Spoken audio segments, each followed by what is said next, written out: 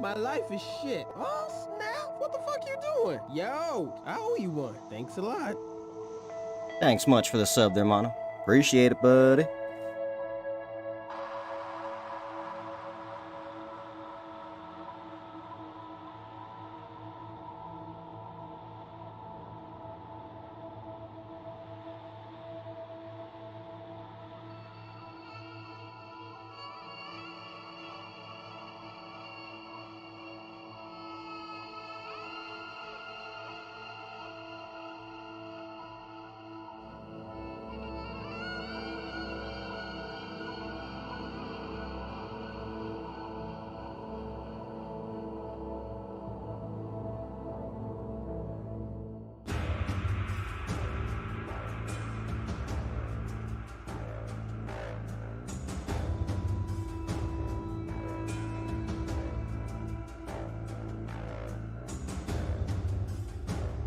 We are getting...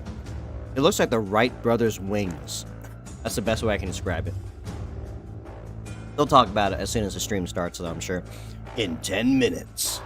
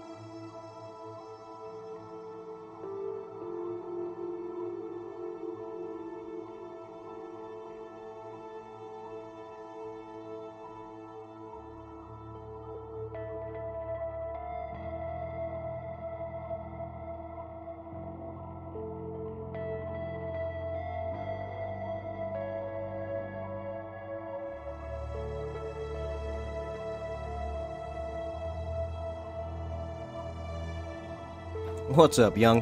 This will be the first time you see the crossover. We're actually on YouTube and Twitch today. Well, welcome back, Young. I'm just grubbing right before this stream announcement happens.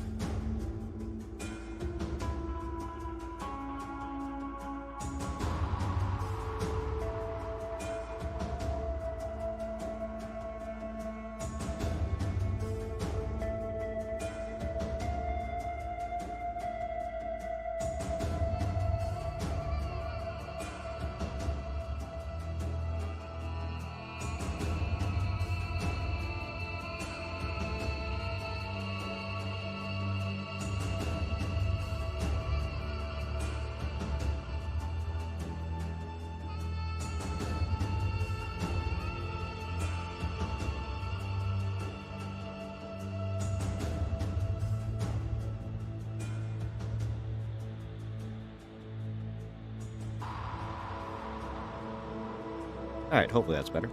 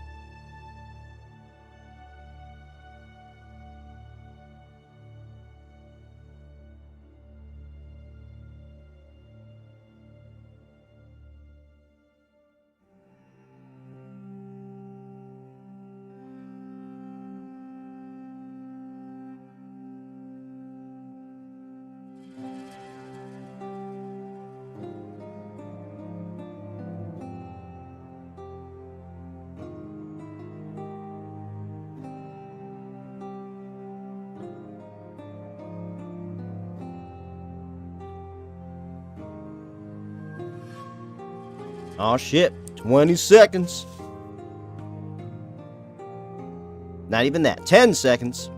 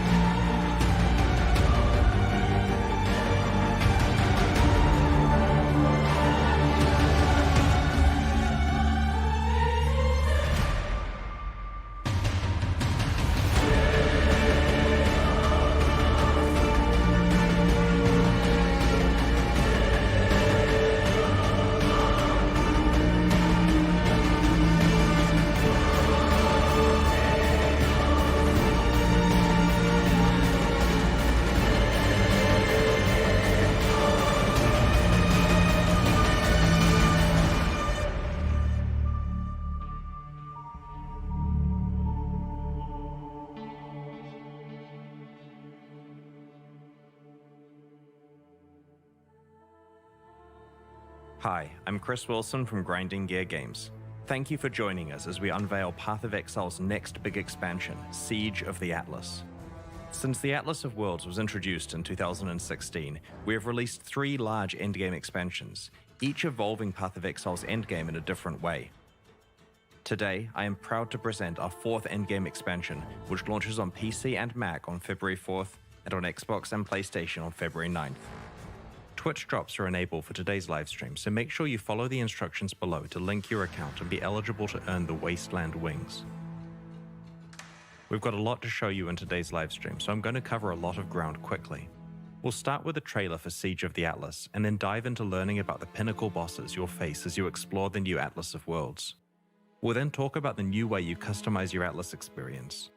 Rewards are next, with a focus on both the new itemization and crafting possibilities for endgame items, and the new unique and currency items you can earn by defeating the pinnacle bosses. Then we'll cover changes to how the Atlas works with its new game systems, before revealing the Arch Nemesis Challenge League, which launches alongside Siege of the Atlas. After a summary of what game balance changes we're making in this expansion, we'll have a Q&A session where Ziggy D asks me questions from the community. Finally, we'll post the full patch notes as soon as the livestream ends.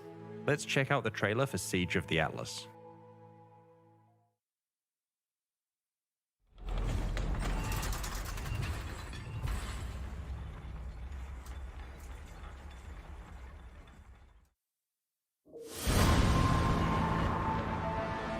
Cirrus is dead. Zana has chosen exile.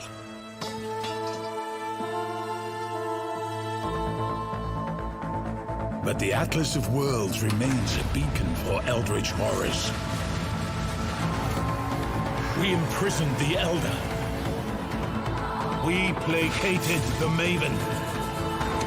We've been preparing for the arrival of another, but we never expected 4. They embody insatiable hunger, crushing darkness, searing flame, merciless wrath.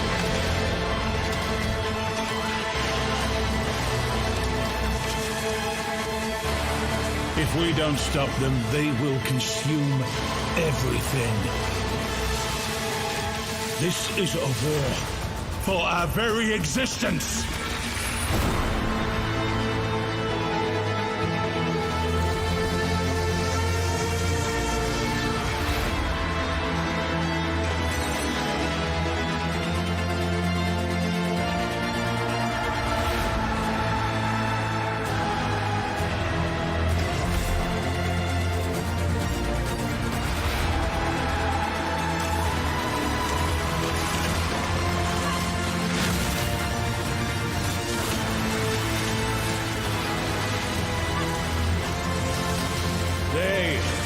here. Stand with us, or we will all perish.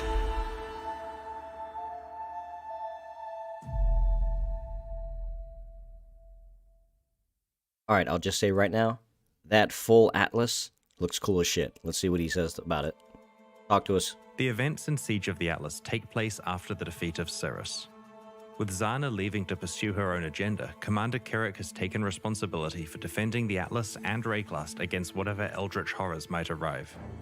Because Oriath was decimated by both Katava and then Cirrus, Kirik has moved several map devices to an isolated island in the Kurui archipelago and has established a militia in order to prevent another event like the Cirrus incident. In this expansion, you will join Kirik's militia and will be asked to scout the front lines of the Atlas for threats. After encountering the Maven, you will learn that 2 more Eldritch Horrors like her or the Elder are on their way to the Atlas. Unlike her though, their intentions are driven by the need to consume absolutely everything they encounter. You must learn what you can do about these entities and attempt to prevent the existential threat they pose to Rayclast.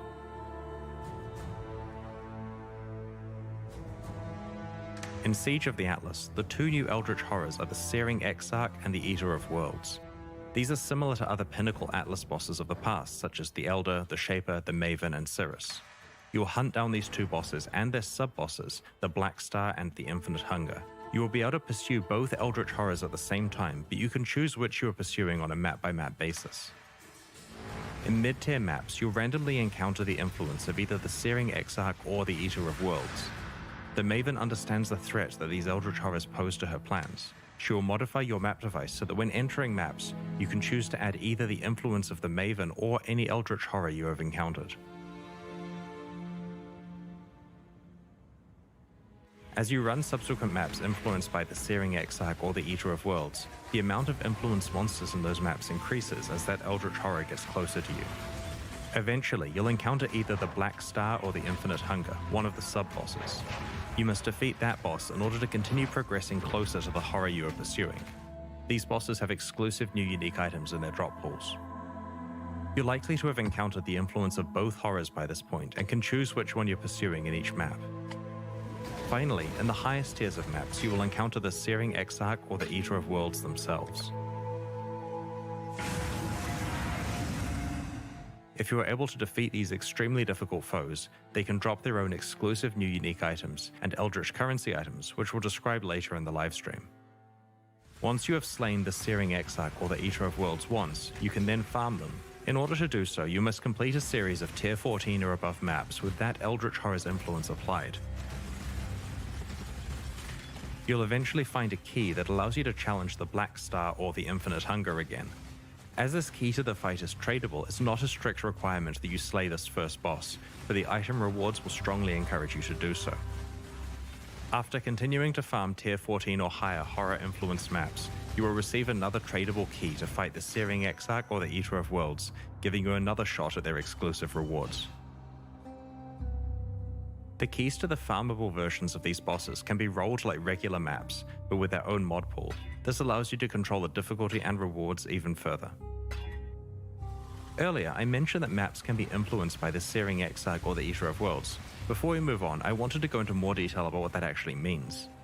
In influenced maps, as you defeat enemies, altars themed around the Searing Exarch or the Eater of Worlds occasionally appear where you kill those enemies. These altars give you the choice between 2 options that can either modify your character, influenced monsters, or the boss of the map by increasing rewards but also increasing difficulty. You can encounter multiple altars per area, so sometimes you can drastically affect the difficulty and rewards of a map as you play through it. It's also fine to ignore it and choose not to increase the difficulty and reward of the map if you feel that it's already challenging enough. An example of a modification is altering the map boss so that all of its damage shocks, but also causing it to drop an additional Eldritch currency item as a reward. We'll explain what these new currency items do later in the livestream. In the last iteration of the Atlas, you needed to use Watchstones to both unlock new maps and raise the level of maps across your Atlas. This required grinding Conquerors and managing the optimal placement of 16 different Watchstones. In Siege of the Atlas, we've removed Watchstones and have restored the hidden maps back to the base Atlas so they don't have to be unlocked over time. Wow. We've added much of the power from craftable watchstones to Atlas passives so that you can still access the benefits you're used to without the busy work of managing watchstones. Despite the era of watchstones being over, we do really like the ability to raise the tier of maps on your Atlas, so that eventually all of them are tier 16. To this end, we have introduced Voidstones. You can earn up to 4 of these, one each from the Uber Elder, the Maven, the Searing Exarch, and the Eater of Worlds. Placing Voidstones on your Atlas will raise the tier of all of its maps, eventually making them uniformly tier 16. In Siege of the Atlas, we've removed the concept of Atlas regions entirely. This means that we're saying goodbye to regional Atlas passive trees and hello to a single gigantic Atlas passive tree. Ah, good old Path of Exile. This new tree has over 600 passives available to choose from, and you can earn 117 Atlas passive skill points by completing your Atlas. Each different map you complete the bonus objective of grants you 1 skill point.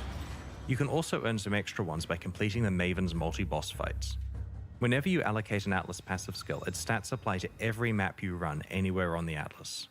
Also, because it's much faster to complete earlier maps on the Atlas, your Atlas point acquisition is pretty front-loaded, letting you quickly establish an Atlas layout that helps you find and profit from your favorite content. Okay, I like that. We've integrated some skills from past regional Atlas trees and have created several new ones, like Secret Operations, which turns some of the strongboxes you encounter into a new type of strongbox that drops scarabs. Corrupted Gaze causes Fucking A. Abyssal Love Jewels that. to sometimes drop Corrupted with 5 or 6 modifiers rather than a typical 4. Ghastly Devotion guarantees that areas that contain ritual altars will always contain 4 altars.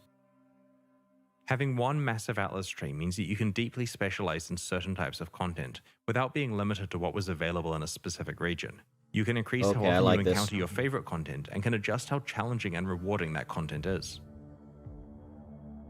The removal of Atlas regions means that you have more freedom to run the maps you like without being forced Or into Nico. regions of the Atlas that have passives that affect the content you wanted to play. The topic of map drops You is notice also that they still important here. use Powerful characters are capable of Whirlwind playing very juiced or maps, which results in them finding a lot Icon. of items, including more maps. Often, they get more maps than they actually need. Weaker characters have to be more Actually pretty careful cool. with what mods they add to their Flamethrower. maps and hence find fewer maps. This new Atlas tree lets you choose how much you want to invest in the map tier upgrade that used to be the Atlas completion bonus, which means that powerful characters who don't need extra maps can instead focus those points on improving the rewards from content they play. On the other hand, weaker characters can invest in finding better maps, and can then respec this later on once they're finding a surplus. We'll make the full tree available next week so that you can start planning before Siege of the Atlas launches. Every large Path of Exile expansion needs a new way to create the most powerful items in the game. Siege of the Atlas introduces a new endgame item mechanic called Eldritch Implicit modifiers. Okay. A problem we had with the old Shaper, Elder, and Conqueror influence system was that while the items were extremely powerful, they had to be crafted using highly specialized and complicated methods. A regular influenced item you found on the ground usually wasn't of much value, unless it was a certain base type at a specific item level. Influenced items were generally not that useful in early, mid, or even most high-end maps, as they were basically a post-endgame feature. Our new system of Eldritch Implicits allows you to apply Eldritch mods to already good items that you have, so that you have a lot more freedom to choose how you create your best items. Okay. You can also start interacting with Eldritch Implicits Those are much good earlier in your fucking mapping stats. experience. As you know, Path of Exile items can have an implicit mod that either comes built into the item based on what type it is, or can be modified with systems such as Vile Corruption. Eldritch Implicits replace existing implicit mods, but with a twist. An item is allowed to have one Eldritch Implicit from the Searing Exarch and one from the Eater of Worlds at the same time. These implicits have many different tiers and several ways to interact with them. While playing maps in Siege of the Atlas, you may find some new currency items, Eldritch Ember and Eldritch Ichor, corresponding to the Searing Exarch and the Eater of Worlds respectively. These currency items can be applied to gloves, helmets, body armors, or boots, and overwrite the item's regular implicit mods with new ones from 2 special pools of powerful modifiers. As I mentioned before, an item can have both a Searing Exarch implicit and an Eater of Worlds implicit at the same time. Applying the same type of orb multiple times will overwrite the appropriate mod with a new random one. These gloves have a single Eldritch Implicit mod which grants you the ability to gain Rage on hit, rate limited by a cooldown. There are 2 Eldritch Implicit mods on this helmet. The first one simply grants some added fire damage with spells. The second implicit causes enemies within a radius near you to be unable to regenerate life. I like that. Each mod has 6 tiers of power. The first 4 tiers come from the 4 versions of the Eldritch Ember and Echo currency items, while the highest 2 tiers can only be upgraded to with a special item we'll explain soon. Okay. The first tier of Eldritch Ember or Echo drops on all maps and means that any important build-enabling mods are available without having to complete the entire atlas. Wait. The second and third tiers come from exploring maps influenced by the Eldritch Horrors, and Okay. the fourth tier drops from the Searing Exarch or the Eater of Worlds themselves. Ah. You may be wondering how you get access to the 5th and 6th tiers. This requires some luck and planning. The Maven and her encounters have a chance to drop the Orb of Conflict. When used on an item with 2 Eldritch Implicits, the Orb of Conflict lowers the tier of one implicit mod and increases the tier of the other. This allows you to manipulate the balance between the 2 types of implicits. The best possible outcome Interesting. is to have a tier 6 and a tier 4 mod at the same time. In order to achieve this, you'd want to apply the highest Eldritch Ember or Eldritch Echo over and over until you have a tier 4 modifier that you want. Then use Orbs of Conflict to try to get it to tier 6 before using more Ember and Echo to lock in the tier 4 mod of the other type that you're looking for. We have made sure that the power of these modifiers is available earlier in maps so that you get access to them when you need them, rather than after you need them. Nice. Also, none of the new implicit mods have item level restrictions that prevent them from being applied to an item. Wait. There are also conditional versions of Eldritch Implicit mods that are only enabled when specific types of enemies are in your presence. These ramp up in power as the condition gets more restrictive. These conditional mods are designed for players who feel that they have sufficient clear speed for easier monsters and want to specialize in being even more effective against the really tough bosses where it matters. Items with Eldritch Implicits can also have a property of being dominated by one of the Eldritch Horrors. If an item has a higher tier Searing Exarch mod, then it is considered dominated by the Searing Exarch. Okay. Conversely, if the mod for the Eater of Worlds is higher tier, then it is considered dominated by the Eater of Worlds. Hmm. Domination matters for 3 new currency items we're introducing. Whoa. The Eldritch Chaos Orb will reroll the prefixes of an item if it is dominated by the Searing Exarch, or the suffixes if the item is dominated by the Eater of Worlds. The same is true for the Eldritch Exalted Orb and the Eldritch Orb of Annulment, which add or remove a prefix or suffix depending on which horror dominates the item. These very rare currency items give you a large degree of control over your endgame rare item crafting if you're able to manipulate the Eldritch Implicits correctly. It's important to note that you can't apply Eldritch Implicit mods to influenced items. By that, I mean items that have the old type of Shaper, Elder, or Conqueror influence. The Siege of the Atlas expansion contains a whole roster of new unique items, which drop from the 4 new Atlas bosses we have introduced. All of these are powerful uniques, and we'll show you 6 of them today. The Ashes of the Stars Onyx Amulet increases the level of all of your skill gems and grants them an additional 20% quality. It also improves the reservation efficiency of your skills and lets you level all of your gems faster, which is really useful nice. for gems such as Empower and Enlighten. The big boost to quality is very valuable with some alternate quality gems, as well as certain skills like curses. Oh.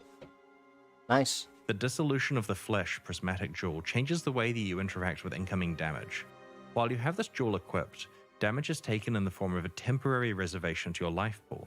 If you reserve 100% of your life, you die. This allows you to ignore life recovery completely, since the actual amount of life you have left is irrelevant as long as you manage the timing of your life reservation. The Polaric Devastation Opal Ring introduces a new debuff called Covered in Frost, and gives you another way to apply the existing Covered in Ash debuff. This is a solid ring for anyone specializing in either fire or cold damage. In a similar vein to Covered in Ash, Covered in Frost causes the target to take 20% increased cold damage and lowers their critical strike chance. The Ceaseless Feast Spiked Gloves have a new debuff called Corrosion, which you can stack up on enemies to remove their armor and evasion. This is not only a great way to reduce their physical damage reduction, but the gloves also have an additional bonus that applies when you have stripped away all of the enemy's armor or evasion. We are also introducing a pair of very rare aspirational unique jewels, Forbidden Flame and Forbidden Flesh. Each of these jewels drops from one of the 2 new Pinnacle Atlas bosses, and they are certainly unique in that they must work together to unlock their potential. They require the user of the jewel to be a specific class, and they roll with a modifier that specifies a random ascendancy skill from one of the ascendancies of that class. If you are able to equip both a Forbidden Flame and a Forbidden Flesh jewel that specify the same skill, and if you meet the class requirement, then you'll be granted that ascendancy skill. For example, if you're a Deadeye and find a Forbidden Flame Jewel that specifies the Master Surgeon skill from the Pathfinder class, then upon finding and equipping a matching Forbidden Flesh Jewel, you will gain the Master Surgeon skill. These jewels open up many new build possibilities for very late endgame characters. The favored map system allows you to find more of the maps that you want to play. There we go, favored In maps. the old Let's see Atlas, it. there were 3 favored map slots available to unlock in each region. Now that regions have been removed, favored map slots can be unlocked by meeting various objectives like completing a tier 16 map or defeating an Elder Guardian. Oh. There are 12 favored map slots that can be unlocked. These now apply to all map drops on the Atlas, rather than affecting map drops in just one region. Each slot provides a 10 times multiplier to how frequently its corresponding map drops, relative to other maps. Okay. You can select 12 different maps as your favored maps, or you can put the same map type in all 12 slots for a massive 120 times boost to its occurrence in your drop pool.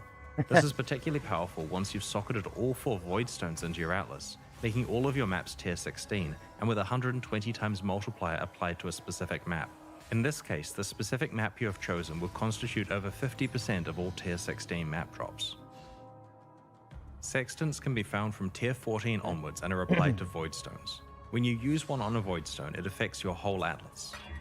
Because Void Stones come from the highest tier content, we've removed simple Sextants and prime Sextants, as they can no longer be used when you would typically acquire them. We've added the mods from these Sextants to the pool of mods that Awakened Sextants have. Because this dilutes the pool of mods that Awakened Sextants can roll, we've increased the frequency at which you acquire Awakened Sextants. Your existing simple and prime Sextants will be converted to Awakened Sextants at the launch of Siege of the Atlas. We have made no changes to Elevated Sextants. With the new Atlas system as context, we have done a balanced pass of all Sextant mods.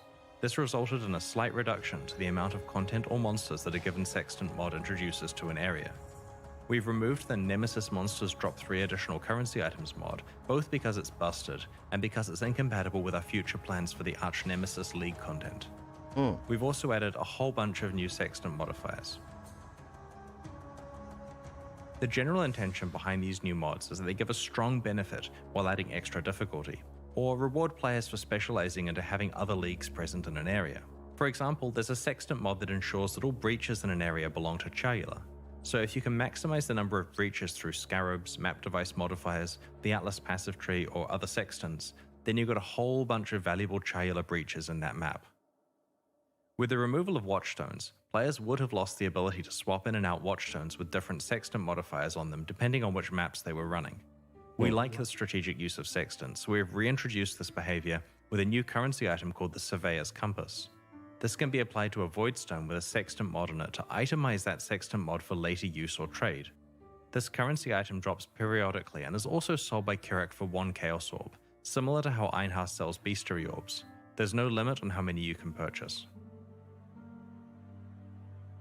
With Zana gone, you may be wondering what is happening to her Atlas missions. Well, Kirak is taking over from her, but it works a little differently now. Kirak has assumed the position of commander, and he has important missions for you to carry out in the Atlas. You open these missions at your map device and can run them just like before. However, you won't encounter Kirak inside a map, and you won't be able to apply Kirak objectives to a map itself. Because of this, we have raised the chance that you receive a Kirak Atlas objective when you defeat a map boss. Previously, Zana's missions had completion objectives, but with the removal of the favor system, this stopped mattering. Instead of focusing on completion, Kirak missions now focus more on rewards, and so their purpose is to provide you with additional league content or extra item drops. Instead of your free daily mission being based on the last map you've completed, it's now based on the highest tier map you've completed in this current league. For example, if you completed a tier 16 map, your daily missions will always be high tier maps. Kirak missions can now include additional content like Conquerors, Ritual Encounters, Expedition Encounters, and even Monstrous Treasure, the former prophecy that makes an area contain 24 to 36 additional strongboxes with no natural monster inhabitants. Kirak now sells you maps, much like Zana did in the past, gone, bro. except there is now a wider variety of outcomes with variance on the prices, so you should probably go and check what he's selling more frequently in case there's a good deal. The items in the window are re-rolled under the same conditions as Zana's previous shop. Kirak can sell maps that come with implicit mods enabling various content, for example, a map that always has a Legion encounter, or maps that have varying degrees of deliriousness on them. As you play through maps, you'll occasionally find Atlas scouting reports, essentially communication about important missions from other people who scouted the Atlas and didn't survive. These items can be used like a currency item to re-roll the set of mission maps that Kirik is offering you. These new maps have a different set of mission outcomes that includes valuable ones like guaranteeing a unique map, having all maps be corrupted, always including a Shaper Guardian, Elder Guardian, or Conqueror, having only uncompleted maps available, or adding a Breachstone to the selection. The value here is not only the re-roll of what is offered to you, but also the guarantee of one or more high-value missions. On the Atlas passive tree, you can specialize into finding more Atlas scouting reports or unlocking new types that can drop. Kirik also sells the aforementioned Surveyor's Compass used to itemize Sextant mods, as well as everything else Zana previously sold, like specific divination cards. Despite them not being part of the core Atlas experience anymore, it's still possible to fight Cirrus and the Conquerors to take advantage of their influence and unique item rewards. Okay. Tier 14 or higher map bosses now have a chance to drop maps influenced by the Shaper, the Elder, or a random Conqueror. You can also purchase these maps from Kirik. When you enter the map, you'll be met with hordes of influenced monsters that can drop influenced items. Upon defeating the map boss, a portal will open to the Conqueror's arena. Upon death, the Conqueror will drop a fragment. Each Conqueror has their own fragment. Combine all 4 fragments in your map device to open a set of portals to the Cirrus encounter. Oh. As it's now harder to Wow, get that's way influenced easier. items, we've moved plus level gem modifiers into the global mod pool for amulets. So it's now possible to get the powerful plus 2 levels to chance, certain buddy. gems without Easy. having to use influenced amulets. Now that Cirrus and the Conquerors are no longer core parts of Atlas gameplay, they will not drop awakened gems. These gems can now drop from Maven invitations. Fuck. Arch Nemesis is a challenge league that reinvigorates fights with rare monsters. It introduces around 60 new monster mods and allows you to customize your rare boss fights to control your level of risk and reward. These mods can be combined in over 35 recipes to create new, more powerful and rewarding mods. As you play through the league, you'll discover more recipes and learn how to best utilize them to get the most valuable rewards. When you slay regular rare and magic monsters in the Arch Nemesis League, they sometimes drop an itemized version of a new Arch Nemesis monster modifier. You store these in a dedicated inventory panel so they don't clutter your regular inventory. Excellent. Over the course of each area you play, you'll encounter 4 monsters that are frozen in place, petrified, and bound to an Arch Nemesis statue. When you find such a monster, you can free it by empowering it with an Arch Nemesis mod. If you're able to successfully defeat the empowered monster, then you will receive the fixed reward that corresponds to that modifier. The trick that makes this league awesome is the 4 petrified monsters per area. You see, the mods you apply will accumulate as you play through the area. When you empower your second monster, it also has the mod you applied to the first monster. This results in a fight that has twice as many dangerous mods and twice as many rewards. Even though you receive the reward from the first mod when you killed the first petrified monster, you receive a second reward of that type when you kill the second petrified monster. The same applies to the third and fourth fights in the area as well. By the time you defeat the 4th monster, you'll have received the first reward 4 times, the second reward 3 times, and so on. Take care when picking what order you consume your mods so that you can maximize your rewards. More than half of the available mods are created by combining other mods together on the same monster. As an example of how this works, if you apply both Incendiary and Hasted to the same monster, then in addition to the rewards that these 2 mods grant, you will also receive an itemized Flamewalker mod upon killing the monster. This can then be applied to another petrified monster later on to complete further recipes. These recipe mods yield substantially more dangerous encounters and have more valuable rewards. Even if you're not completing a recipe with your modifiers, you can still combine them to get some ridiculous combinations of rewards. For example, defeating an Innocence-touched enemy grants 3 currency rewards and converts all other rewards into currency. Defeating a mirror image enemy grants a divination card reward and rerolls all rewards 3 times, yielding the rarest result. Killing a Flamewalker enemy grants 3 weapon rewards. Killing a toxic enemy grants a generic reward plus a gem reward. If you were to kill an enemy with all 4 modifiers, you get a total of 9 currency rewards, each rolled 3 times and dropping the best result. But if you apply the mods in the order mentioned above, then as you kill each of the 4 monsters in the area, you'll receive the earlier rewards multiple times. The end result is the equivalent of getting 60 currency rewards and receiving the best 20 plus 3 regular currency rewards. As you can see from this example, Even the basic rewards that offer, say, 3 random weapons are really useful because you can combine them with reward conversion mods to take advantage of their high item counts. See, We're okay. looking forward to seeing what other types of crazy ways you Money. manage to combine your arch nemesis rewards. To prevent you having to backtrack, there are more than 4 possible locations where you may encounter petrified monsters in each area, but only the first 4 you encounter can be empowered and fought. Oh. Arch nemesis mods cannot be traded with other players. Your progress is your own. We designed this league to be a relatively simple one to go alongside all of the new Atlas content in this expansion, and it exceeded our expectations. The fights are fun, the rewards are punchy, and there are a lot of tough decisions about which reward combinations or recipes you can pursue. And Ultimatum's back. In Siege of the Atlas, our balanced goal is to take 2 very common gameplay archetypes that struggle with endgame content and to buff them so that they're in a much better place compared to other builds.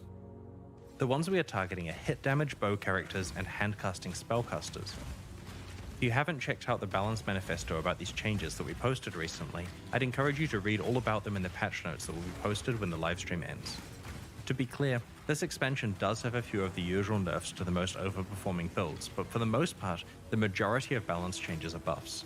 The goal is that players who play hit damage bow builds and handcasting spellcasters are significantly more competitive. Good. Alongside Siege of the stash Atlas, tabs. we're introducing 2 new types of stash tab, one for God. flasks and one for gems.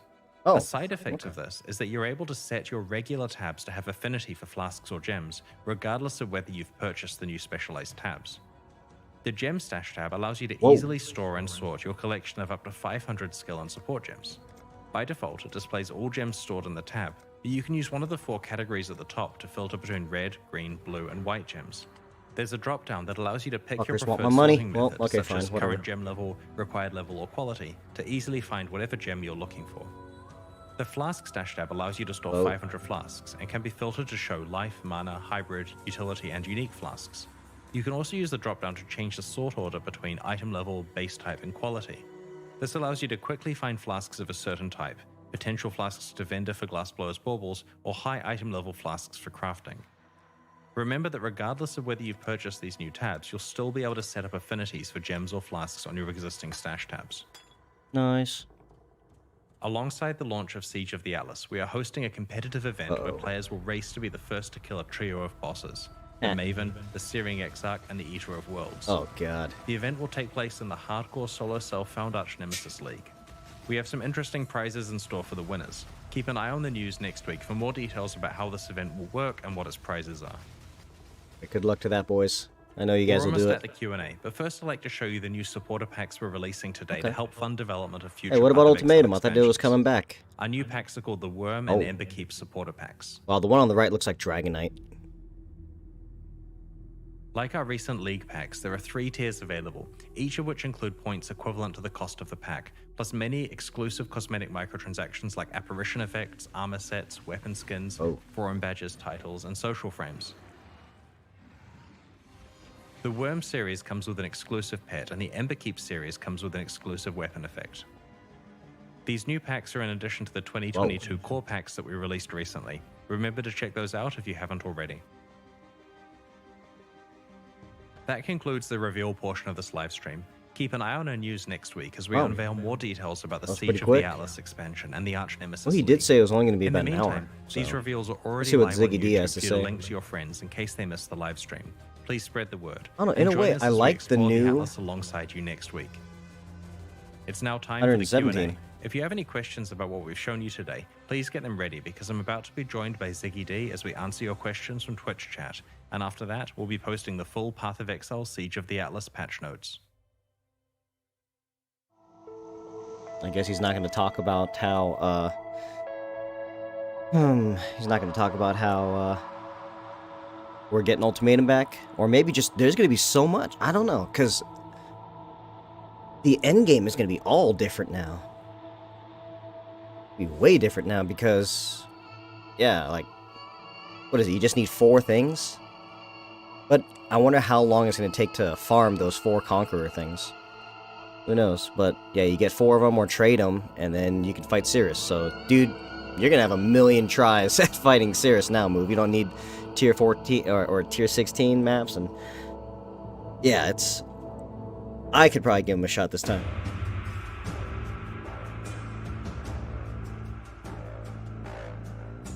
And I guess they must be working on something else, or they're possibly also working on Path of Exile 2 stuff. And that's the reason why he said specifically here he wanted to keep it like simplistic and not really bring anything too crazy.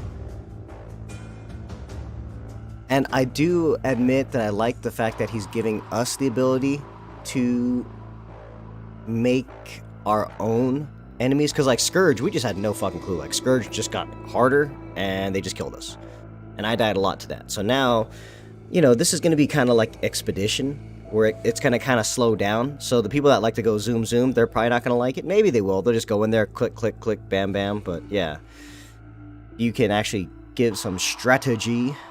You can actually go somewhere with it. But overall, I feel it's good. I have no idea what exactly else they're gonna add to it, but yeah, it feels doable. Not only that, it also feels like they're cutting even more of the fat. Now, I know people are gonna complain about the they're gonna complain about the what's it called? Currencies, because now there's what? 2 more surveyor currencies. There's that 1 compass currency. There's 6 of each new currency, like, but they got rid of sextant, so there's no base sextant or simple sextant. There's none of that. There's no prime sextant. It's only like the advanced or you know, the 2 higher level ones. Oh yeah, the silver coins, those are all gone too. I mean, Xana's gone, dude, so the redhead's gone, dude. No more Ginger, boys. She's gone.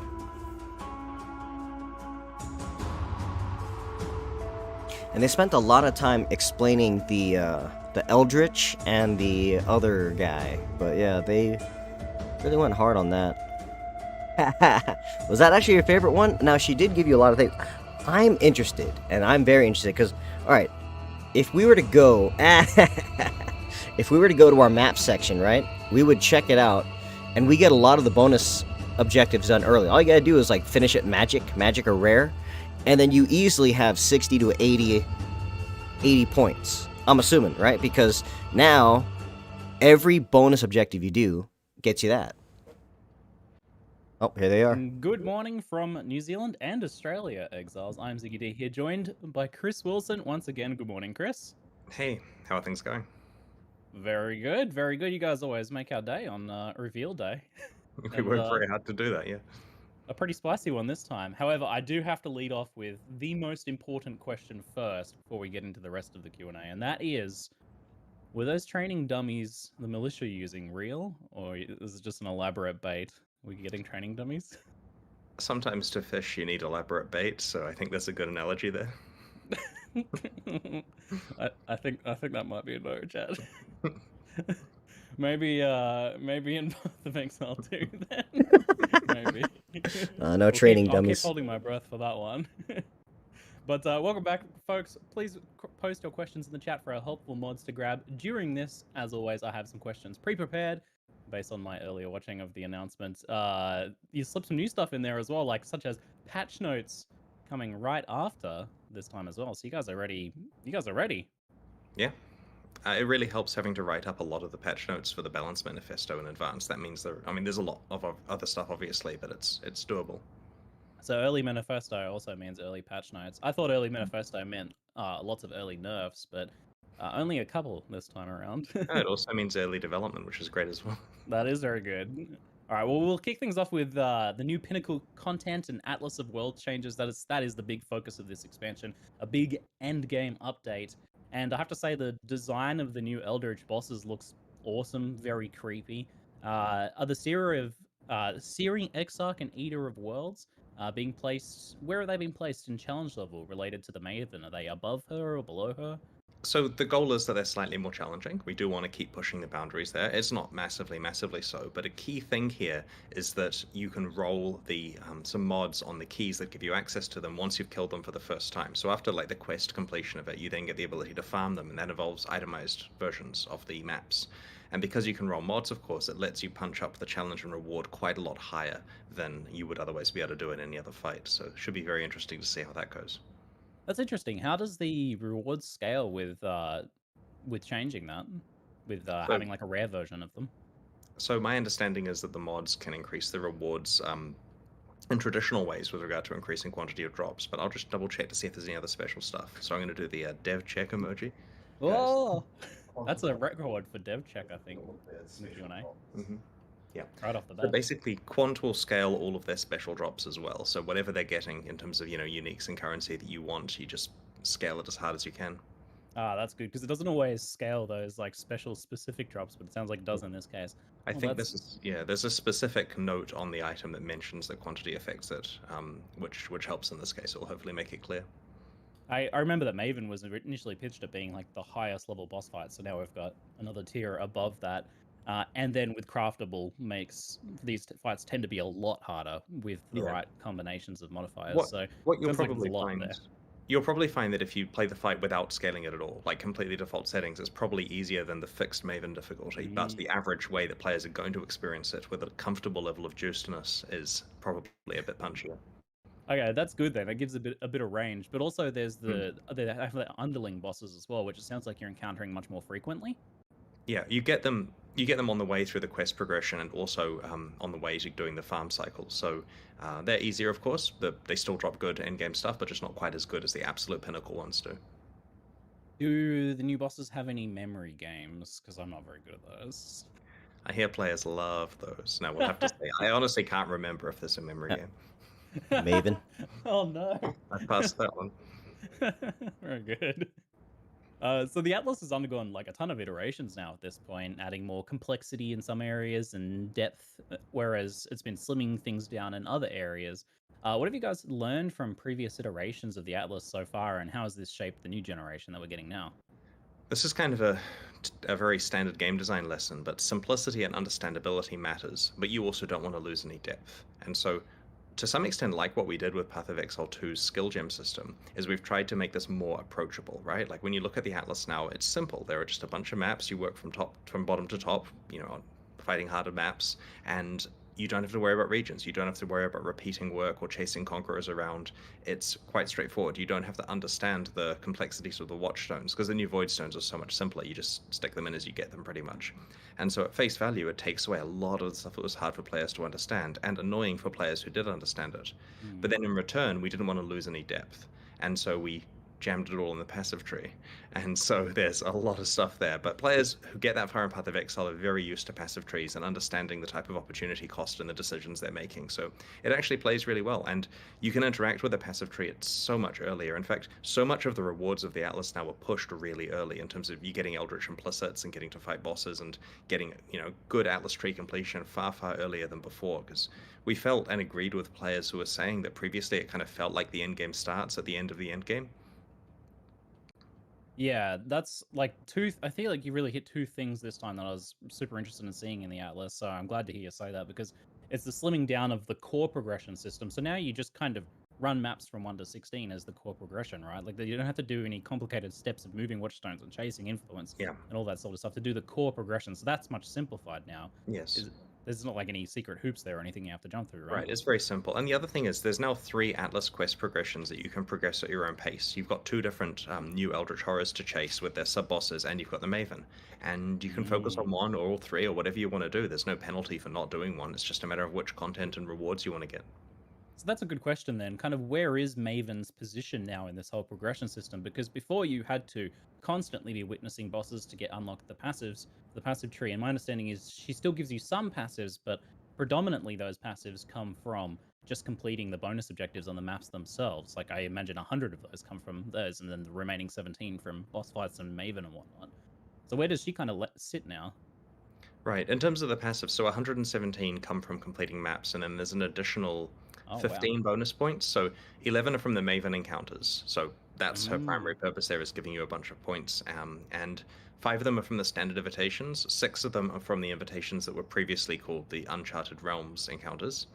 There's also 4 more points that you get from the new siege bosses. So the 4 guys, the Searing Exarch, the Eater of Worlds, the Black Star, and the Infinite Hunger all have a point each upon the time that you kill them the first time. And Ah.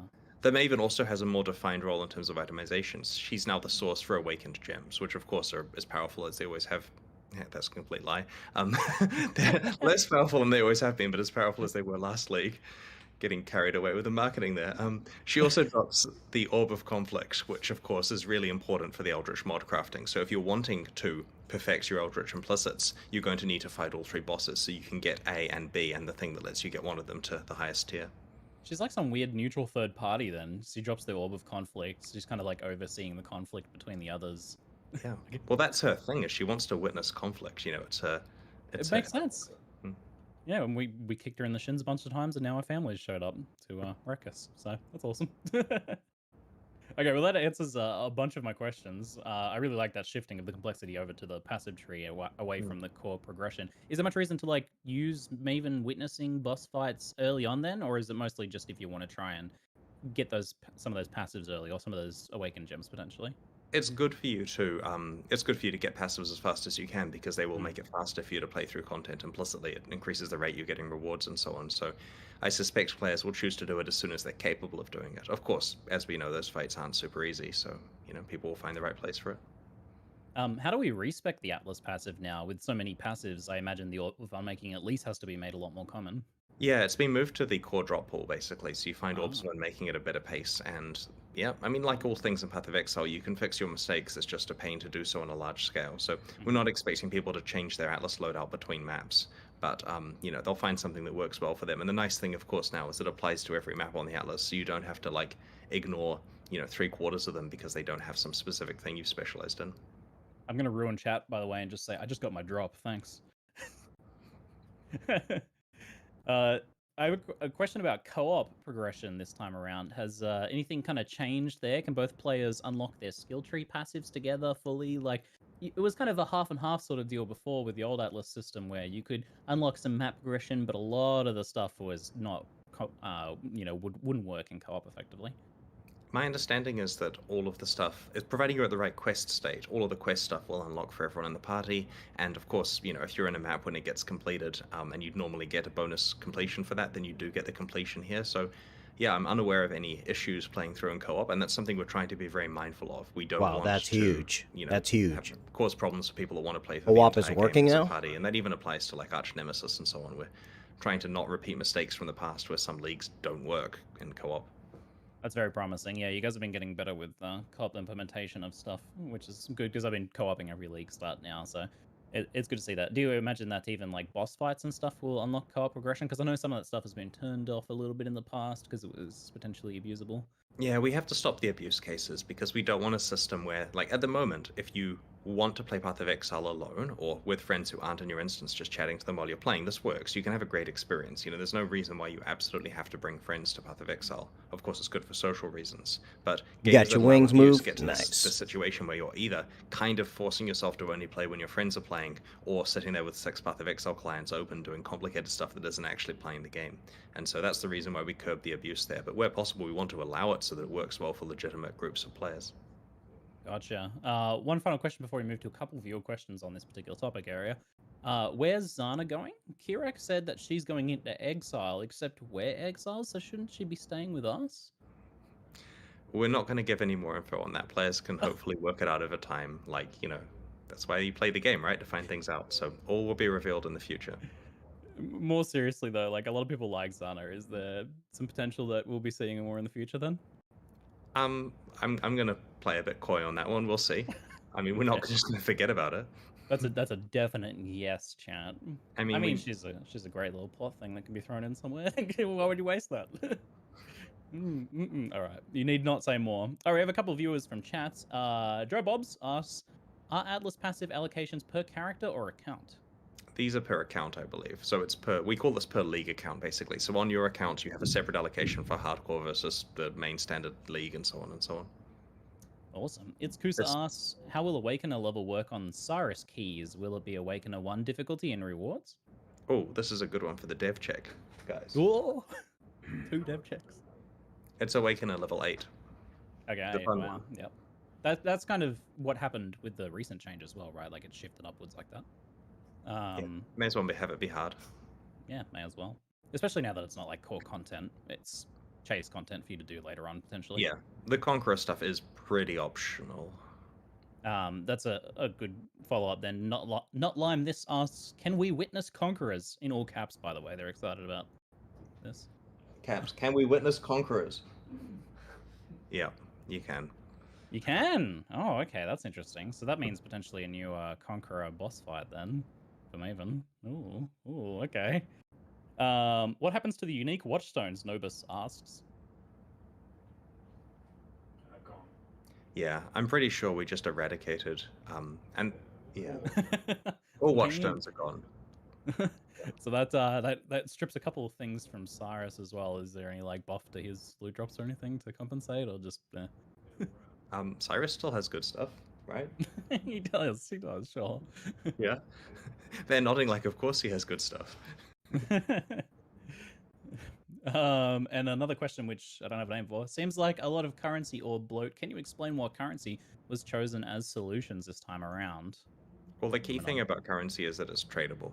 And tradable means that if you do not know how to use it, or you don't have a good opportunity to use it, you are able to trade it to someone else who does better. And so you can get these Eldritch orbs and essentially just say, I give up, someone else make my items for me, and trade them and get a direct item that you want. You hand someone a pile of this currency, they hand you a finished item, essentially. Is how trade works. I've never thought of trade like that, but it kind of works. Here's the thing, I mean, obviously, the smart thing to do is to do it yourself and make your best items and not have someone else make a profit on it, of course. But for players who do not want to engage in that for whatever reason, they can trade. And it also means if you've got some of one, but you actually want Searing Exarch ones, you can trade them with the other person and so on. We'll transition now into that whole Eldritch crafting topic. But it seems like we're getting a little bit of Harvest-esque stuff here, some Harvest-inspired things in these Eldritch currencies, particularly with the Chaos Orb, rerolling prefixes or suffixes, annulling prefixes or suffixes, exaltix prefixes or suffixes. It's less targeted than some Harvest stuff, but it's kind of in that line. So are you guys excited to move in that direction a little bit with this? This is a safe way of us doing it. It lets us have these powerful orbs. I mean, I should emphasize they're not easy to get, right? Like, we're talking like special exalts here that obviously going to be rarer than regular exalts. And so it's a way that we're pretty comfortable because it does require some manipulation of what you're doing with the tiers of the implicit mods. And, it's baking in a little bit of meta crafting, but done in a much more safe way that's not quite so combinable with other crazy stuff. So we're more comfortable with this. And it's actually quite a lot of fun to craft items this way. Yeah, I get it. You kind of limit tested with Harvest. My dream is to like have later you guys add a little step where you can like infuse these orbs with specific target, modifier like fire or something like that by killing a specific high level boss or something like that. But anyway, I'm just excited. Anyways, a couple questions. So are there any risks or major downsides to the new Eldritch implicit crafting system aside from potentially replacing an existing implicit? So like, can you break an item at all? No, there's no way to break an item. We've basically designed it so that as long as you're okay to replace the implicit that's on something, which is what you just hinted at, then it's generally strictly better. I mean, there might be border cases where having a mod on an item is bad for your build because you really don't want to set things on fire or whatever it is, but other than that, it's always helping your item. So this is a big contrast from like Corruption and just Scourge that we just had. Is this like a progression of the experiments from that system, playing with implicits in this way? So the main goal here is that you're able to progress your implicits at the same time that you're progressing your explicit mods on an item. We didn't want a thing where you have to like craft a finished item and then have a one-shot go at getting the implicits like Corruption. Nor did we want something where if you find a perfect item on the ground, you're screwed to get the implicits that you want. And so if you find an amazing rare item, you, through whatever means, you're able to then make it have amazing implicits on it. And you also won't feel bad putting a lesser implicit. Like if you just get an orb and put an implicit on it, it makes the item better, and you can totally replace that and upgrade it later. There's no problem as you're playing through maps randomly adding implicits to your items, because eventually you can still get the same item into the right place later on. Random clarification, when you use one of the orbs to increase the tier of the affix, if I'm understanding that correctly, the implicit, does it change what implicit that is, or does it just increase its tier? Yeah, it does reroll. So okay. There are 4 currency items, and this is super complicated because the word tier, like tier 1 implies the best, right? But when I say higher tier, I'm referring to like tier 1 being the lowest. So we're just going to use clearer language. There are 6 ranks of each mod, 1 through 6. The first one, the lowest one, comes from the lowest currency item. That drops in all maps. and then the second 2 will drop from influenced monsters and influenced maps, and the fourth one, which is the highest you can get from a currency item, drops from the big bosses. There are 2 ranks above that which cannot be rolled from currency. Those must only be upgraded to with an Orb of Conflict. Whenever you apply one of these orbs to the item, it picks a random mod from the pool and applies it. So you may get something that isn't the one you want. You do have to spam the currency a bit if you were looking for a specific mod. Yep. But there's no downside to that. It's not corrupting your item. Aside from the wealth investment that you're making in the item and the ease of trading or finding them, it's entirely just a matter of sinking wealth into the item to get exactly what you're wanting. And in return, of course, they're blindingly powerful. But then once you have the mods that you're wanting, the Orb of Conflict will upgrade and lower them. Sure, you may get a lowering that you don't want, and that wastes some time or resources, but that mod is then fixed in place as that type that's being upgraded or lowered. So in practice, it's a pretty fun system to actually play with currency. That's interesting, because that's pretty different to a lot of crafting in Path of Exile, where there's no real lose case where your previous investment in the item is ruined, but rather the only risk is, well, how much do I have to spend to get the thing that I want this time around? So is that kind of like an intentional decision then to have it be quite different in that way? It certainly is. It'll create a situation where you're lucky with your rank 3 mod that you get on an item. It's perfect. You love this one. You'd like a rank 4 version, though, but applying the rank 4 thing is potentially going to take a bunch of them to get the same mod, because, you know, the pool's got a bunch of diversity in there. Yeah. Now, of course, you could use an Orb of Conflict for this, because you've got basically got a 50% chance that you get rank 4 out of it, and so people are going to have to make some decisions. And that's what games are. Decisions. That's what games are. Perfect. So good games are. I like it. Clicking and decisions. Yes, clicking and decisions. Can you craft the Eldritch Implicits on unique items as well? No. Ah, okay. So, and this is only for helmets, boots, gloves, body armor. So just for armor Yes, that's pieces correct. currently. Yeah. I mean, this may gradually expand in the future, but for the time being, this is what we're comfortable with, and honestly, it's quite a lot of power, so it's probably going to be enough for now. Well, that's a +1 to the chase for rare items in these slots, and on the comparison table between a rare and unique for each slot, has to be considered now, especially since they are like effectively low risk to add some power to an item. So that's really interesting.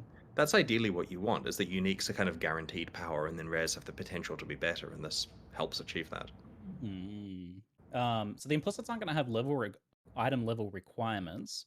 But will using them on a low-level item affect their like required level? Can these be used for leveling characters, for example? Basically, if you were to put one on a low-level item, it punches the required level up to something stratospheric that's in maps, because these are like, flat fire damage to all spells and that kind of thing, right? Okay. It will clear the campaign pretty efficiently otherwise. But what we meant by this is it can be applied to any eye level of item, right? Yeah. So you could technically apply it to a low-level item if you chose to. You just wouldn't be able to use it unless you're on your high character. Yeah, you find like a really good pair of boots at level 50 or something. You can. Yeah, and this is like 68 plus or whatever. It's not like, insanity high. Yeah, okay. So that makes sense. I imagine it's like map level 68 required. Got it. Ben the Muffin Man asks, can you get a third implicit by corrupting an item that has 2 Eldritch Implicits already? My understanding is that corrupting the item will remove the existing implicits and put the random corrupted one on. That's correct, right, guys? Yep.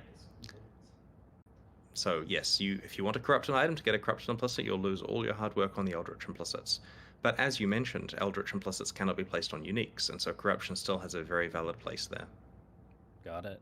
Okay. Moving on to Arch Nemesis, the League. Why is it called Arch Nemesis? Well, Nemesis was really the only time we've actually worked on improving how rare monsters work. A very long time ago, we said, you know what, let's add some mods to the pool. And Arch Nemesis is the second time that we're working on improving rare monsters, and it's also a really cool sounding name. Like, there was no debate when we're having our brainstorming session for names, right? Someone said Arch Nemesis, and people kind of drifted out of the room and started typing it in their documents. And you know what I mean? Like, it just ended at that point. We all knew that was the name. It was just decided collaboratively. It is not on the metal band list, but that doesn't mean that it can't be. Yeah, it sounds like it could be. We need people in the community to make metal bands called Arch Nemesis. There probably is one out there for sure, right? There's got to be. It's a solid name.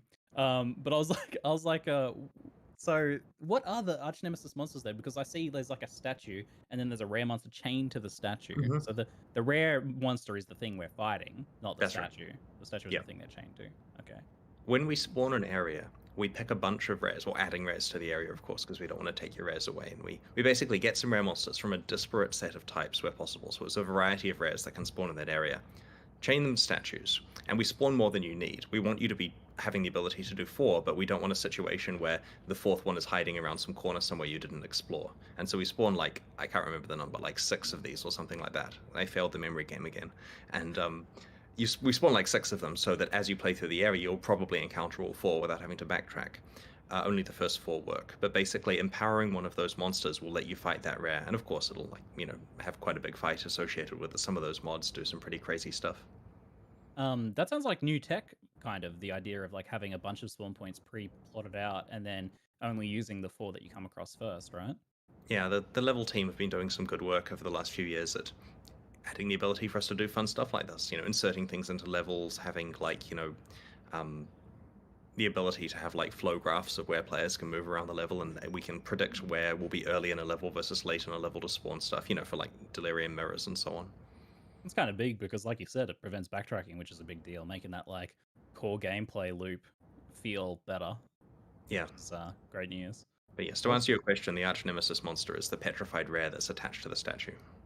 Okay. I feel like there's some secret with the statue, but I might be reading too much into this. It's just because Arch Nemesis means like the main Nemesis, is my understanding of the definition. So I'm kind of wondering, who is the main Nemesis? Anyway, I'm just theory crafting, being suspicious.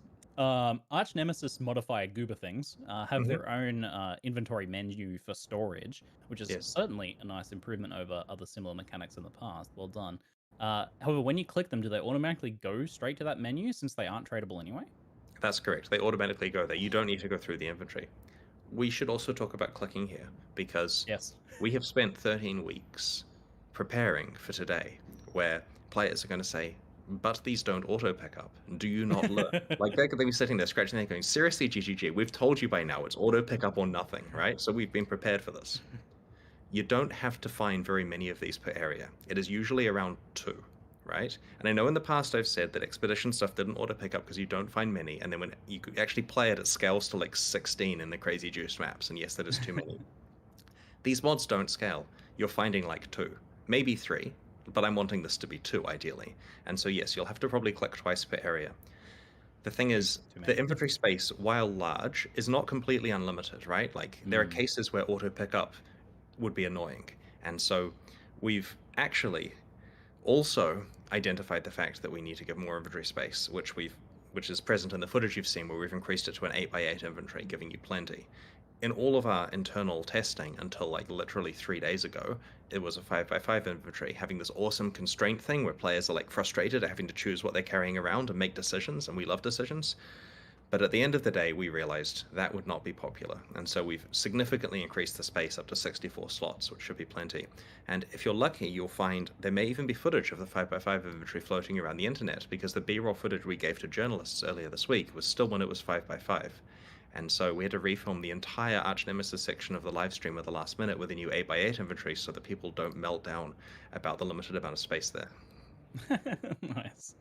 Well, I often disagree with you on this topic in some capacity, but I will give you that this time it sounds like it's a good case for us manually picking these up, given that we don't necessarily want all of them, and we want to be a little bit choosy with them, maybe.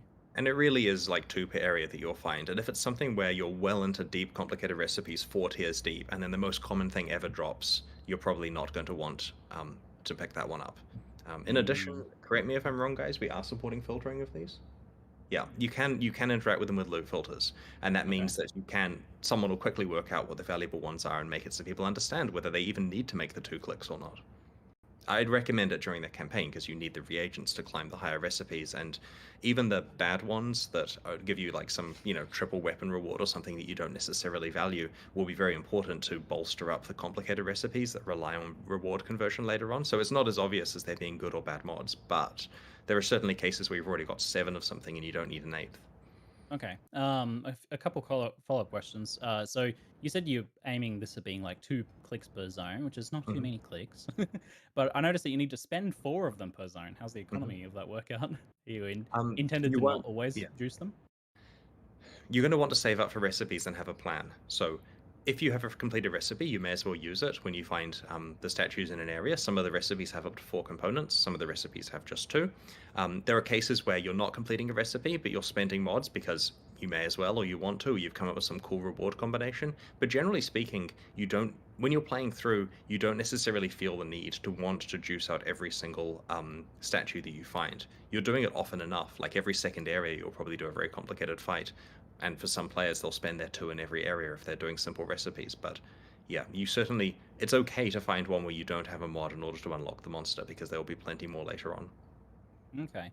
For the people that want to hoard, if you want to hoard, can you pick them up and put them in your regular inventory and stash and things like that as well? They must stay there, and that's why we increased the count from 25 slots to 64.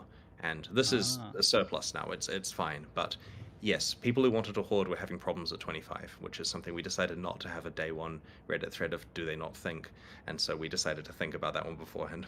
So you've got 2 angles here. They're non-tradable, and you've got to use them or lose them. So use the mechanic, right? Use the. This isn't clear from the footage because we're still working on the UI for it, but they do have levels that affect the item you get out. You know, when you're getting like beasts and bestiary, and the item level of the output is related to the inputs and that kind of stuff, it's the same here. If you find one in, you know, the mudflats as you're playing through the campaign, and you think, I'm going to be smart and save that for maps because that's going to be a component to when I get really good uniques or something. No, it's locked at being relatively low level. So you want to be spending them throughout the campaign as you go.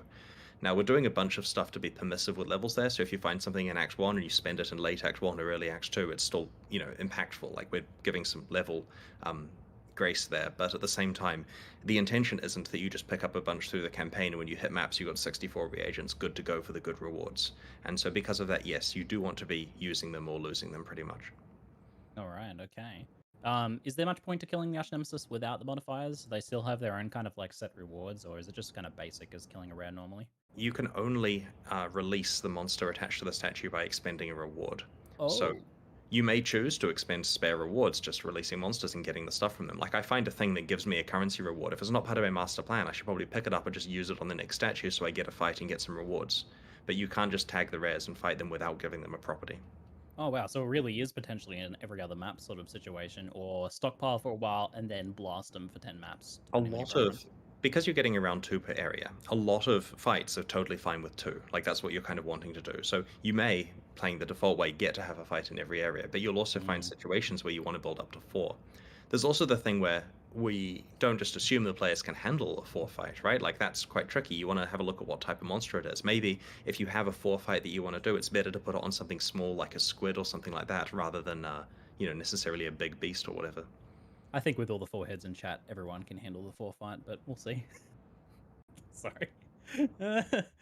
So some of the mods can be combined in recipes to produce more dangerous mods. Do you have a way of like discovering / tracking this recipe system at all, or is it kind of like a lookup POEDB list or chart that someone's made sort of deal? So we have a hinting system in the inventory where if, and this isn't shown in the footage I should add, but this is in there now, if you have a complete recipe that you can just do, then there is a subtle shader effect on those things to say this is a component of a recipe. And once you put some in the window, then the remaining ones for that recipe have the shader effect on them.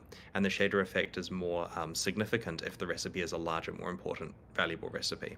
And so basically, as long as you just say, oh, I've got some stuff I can do, you'll work out what the recipes are. Like that system there basically tells them to you without explicitly saying this plus this plus this in a UI somewhere. And so it'll be pretty obvious what recipes you can complete. The goal is not that these are like hidden rune words where you know, where the community spends weeks working them all out. Like they'll get them in the first day or 2. You know, it's going to be, many people will be able to look at the wiki to get the list if they want, but you won't need to if you just have an okay memory and look at what the UI clues tell you. In that case, how much impact on reward does the fused modifiers have? It seems like it makes them potentially quite a lot harder. Right, so a lot of the better rewards, the ones that do interesting conversion, come from the higher tier ones. So an example is Innocence Touched that was in the presentation, right? So that's the pinnacle of like up 4 or 5 tiers of reward combinations. It's hard to get to, you know, that's the thing that you put together by maps and only get to do occasionally. And that does some really interesting reward conversion. So you could just get Innocence Touched and then fight it and get those rewards, but you'll realize that juicing Innocence Touched with 3 other mods, A, makes it really blindingly difficult, and B, you know, gives you a giant pile of juiced rewards that are all like, you know, exponentially combinatorial with the other mods that you've chosen. Well, that does answer my next question as well, then, that you can potentially recipe together already recipe things going up Yeah. tiers of modifiers. So it sounds like that It's- goes like 4 deep or something. To some extent, we've understated the recipe part of it, because the recipe climbing is what the whole league is meant to be about, except that a lot of the fun is just doing the fights and combining stuff in your own recipes. Like, to some extent, the make your own reward combinations, because the design team put together really interesting conversion, to some extent that took over from the official recipes, just because there's so much cool stuff people can discover there. So, yeah, there's kind of two ways of getting good rewards from the league. Are you worried that this will be a bit Talisman-esque in the end then? Because that was kind of the similar concept with Talisman, but didn't work out so well in the end. I think this is significantly more rewarding. That's fair. Yeah. That's fair. We were doing a lot of work for just the Talisman in that case. Is there like a substantial visual difference between the good recipe ones that you've made versus just the regular ones? Because I'm wondering if we're just kind of mapping on the fly and just tossing ones in, getting random recipes out, but saving the recipes, is that like easier to do? The items themselves look more elaborate if they're higher tier ones. It'll be Okay, pretty good. obvious from the properties of it, and when you're fighting it, you'll certainly know that's an impactful boss thing. And you know, it basically just all scales up. Like, it'll be pretty obvious which ones are good. Okay, that's good. How does Arch Nemesis work in parties then, the league side of things? So the map owner, who's like the person who's controlling the area, gets the core Arch Nemesis mod drops, and we're very careful to try to get this to be about 2 per area. The supplementary party members will also receive their own drops, and it has their own system of trying to force it so that they're not getting too many per area, but they're still getting some. So there's a system there where players are all receiving drops as they play through to accumulate their own mods. Now, in an area, any of the players can do a recipe, but it's locked so that once you've put mods in it, that player who put the mods in must be the person who puts the remaining mods in. This prevents a TFT-style backdoor complicated trade system that would completely change how the league plays intentionally, but it also means that the rewards go to the person who put the mods in, right? So if you and I are playing and we've accumulated a bunch of stuff, and in this area I want to complete my recipe, so I stick my mods in, you can't help me by putting any of yours in to complete it early, and then I get the rewards from that because it was my recipe. As in, the specific mod that's created and the specific things that drop from the combination we put together goes to me. You get, random allocation of the other items the boss drops. But in the next area, you could then do your recipe and you get the benefit of that one. So as we're playing through in a party, you just kind of alternate who's doing large recipes. And it works pretty well. Get rolled, TFT. Classic.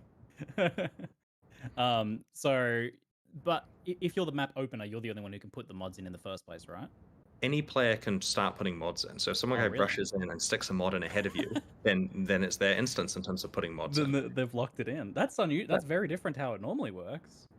This is basically through playtesting, where we want to make sure that it's done in a way that's fair. And unfortunately, the problem is if you have a system where I can put in half, like I've collected half of the best recipe and you've collected the other half, right? If I can stick my half in, you can stick your half in, then the balance is incredibly skewed in terms of people converging on the best stuff too quickly. So we would have to nerf it to compensate, which we don't want to do.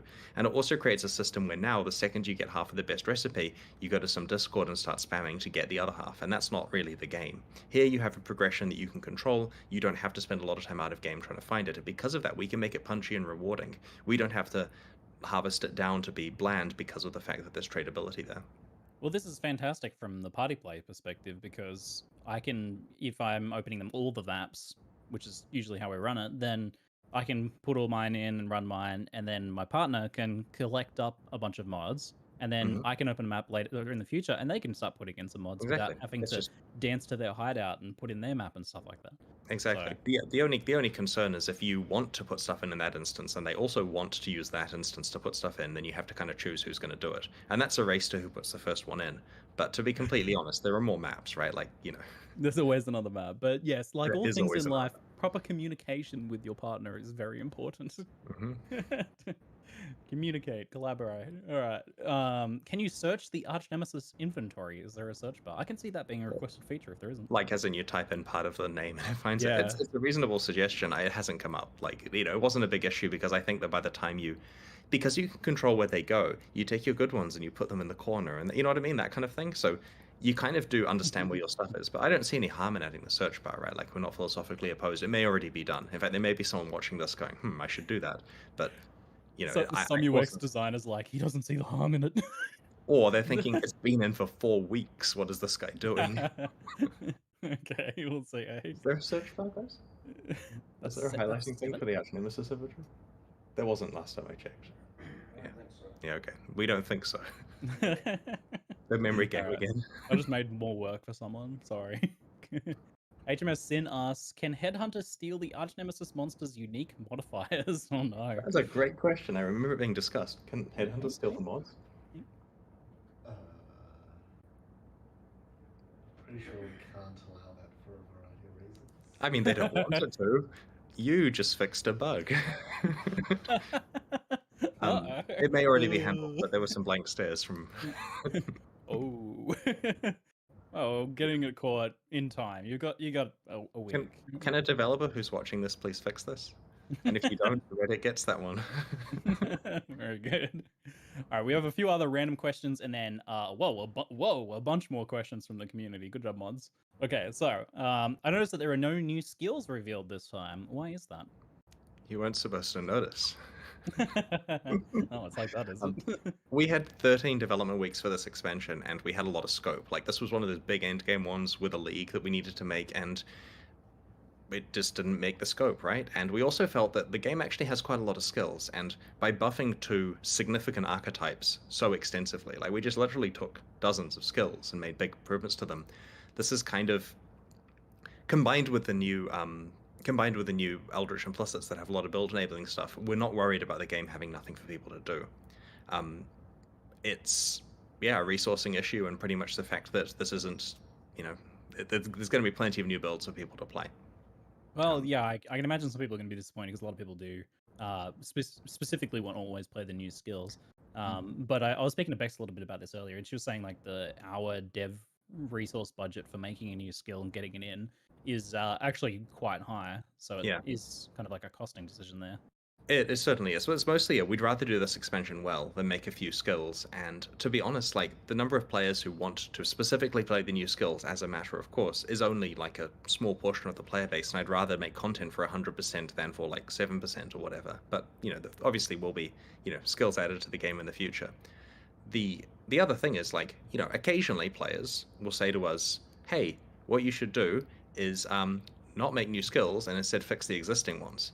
And while that can't be true forever, it is something we've tried to do here. We've tried to take entire archetypes of bow. Yeah, well, I agree with exactly what you're saying there. To fix them quite a lot. So that should be impactful. And for people who want to try new skills, I'm sorry, these are basically the hopefully there are skills that have been beta tests that you haven't tried out yet, that will now be a lot more powerful. Path of Exile 2, and they are saying they're heavily working on it now. So Ultimatum has not yet they made want a return, though in some ways Arch Nemesis does Ultimatum. remind me of it.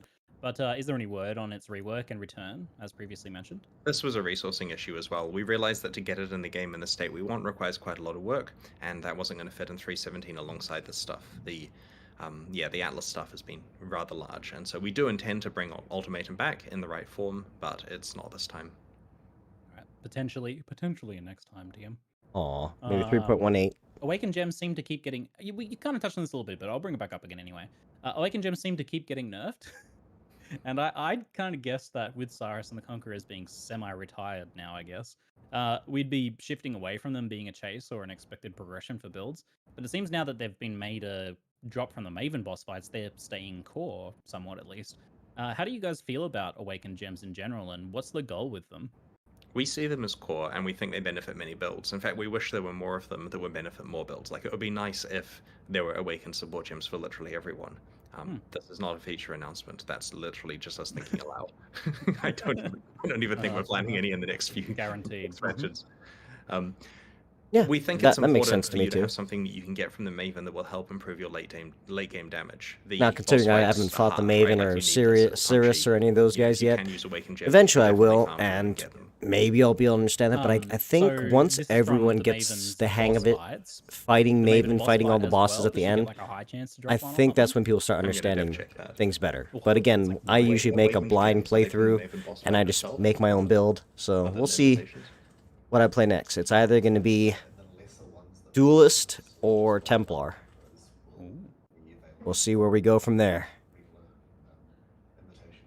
So the Maven herself was the one who very drops good. the good ones, Very and true. the lesser ones that Couldn't were tell you. previously from the Conquerors are the ones that come from the invitations. Especially by the Maven. Thank you, Rory.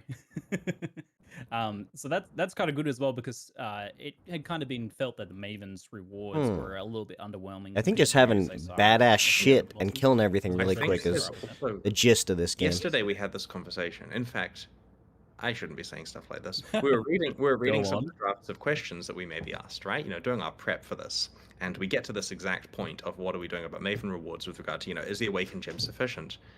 And then we decided to buff a bunch of Maven uniques. So yes, to get to your exact point that the Maven rewards were underwhelming, there are buffs to those, which were added literally at the last minute in the patch notes. Like the patch notes were approved and done and sent to translators, and the formatting's ready and we're good and we're celebrating. And then someone says, we need to buff these uniques, so everyone gets writing again. And so I hope that actually happens. Yeah. Oh, that's very good news if so. I hope so too. I'd like to see some spicy chase there for sure. All right. Okay, we've got some more community questions now, a lot. So apparently literally everyone, and I just have to read this proviso first. Bex said we could ask this question. Interesting, apparently. yeah. So I think people would hate it, but why it could was definitely this work. not presented from a hot tub? Thank you, Bex. Okay, so I have a hot tub at my house, and I hadn't used it in a couple of years. And when we did it came with the house, I should add. But when we did the Halloween board, the one that said one gigantic Atlas tree, Bex says, "You're welcome." Oh, cute.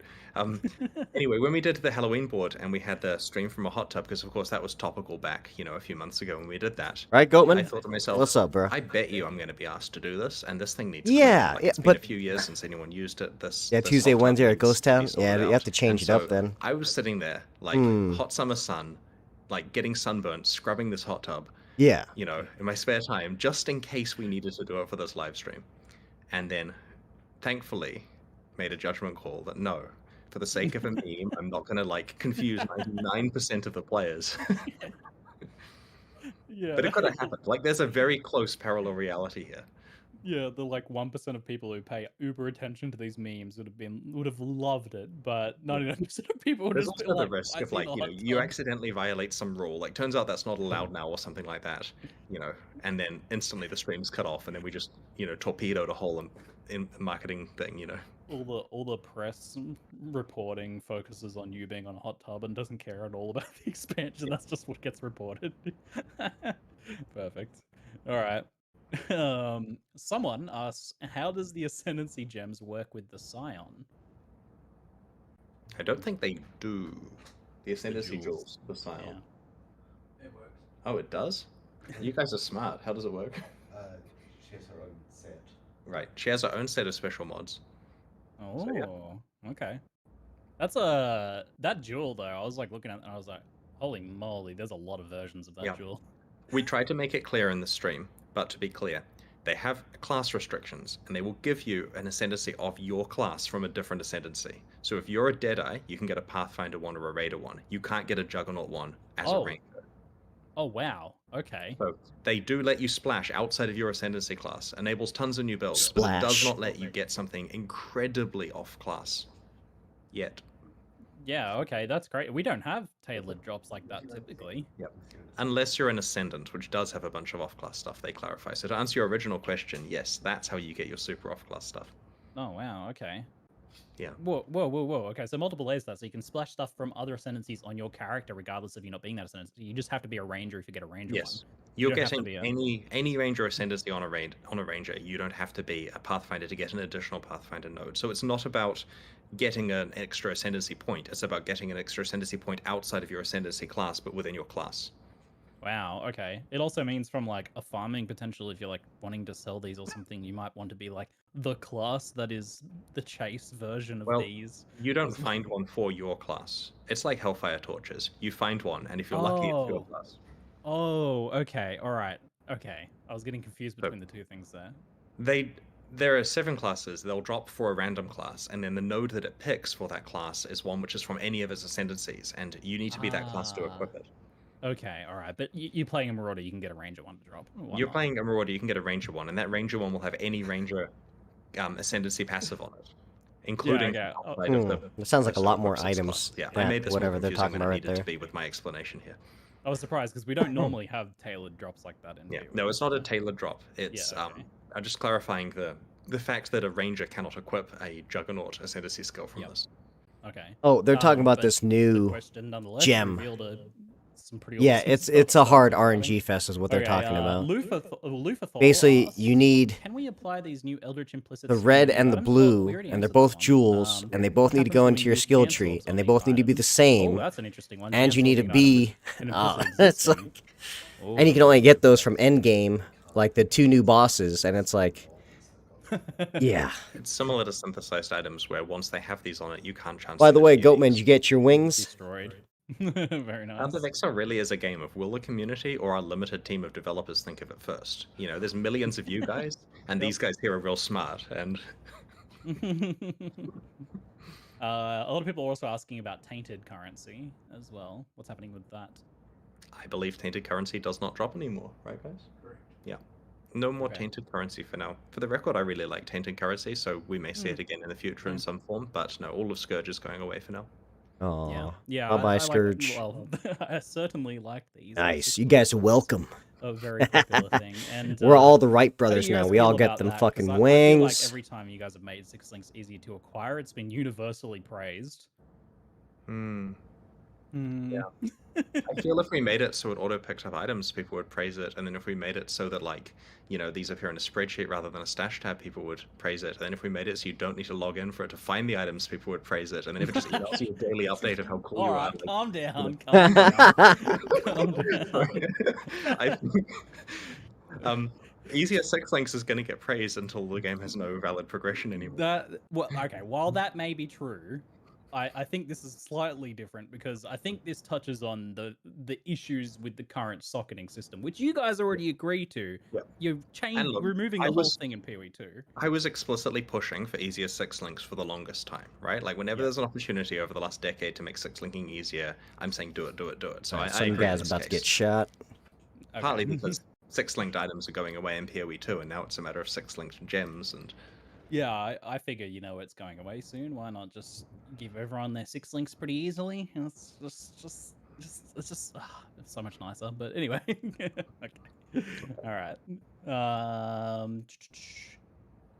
It's us. Would it be possible to color the new implicits text according to the mod Eldritch blue text and the other one red? Accessibility feature request. you can press Alt to see more information, and that way the item looks normal and easily readable, and you tap Alt and you get a overload of stuff. Okay, all right. We are putting it on the advanced mod description stuff, right? Also, one's on the top and one's on the bottom. Yeah. They're always in the same Which one is on the top? Do you remember? There is an order. We'll check it. Cleansing fire. Yeah.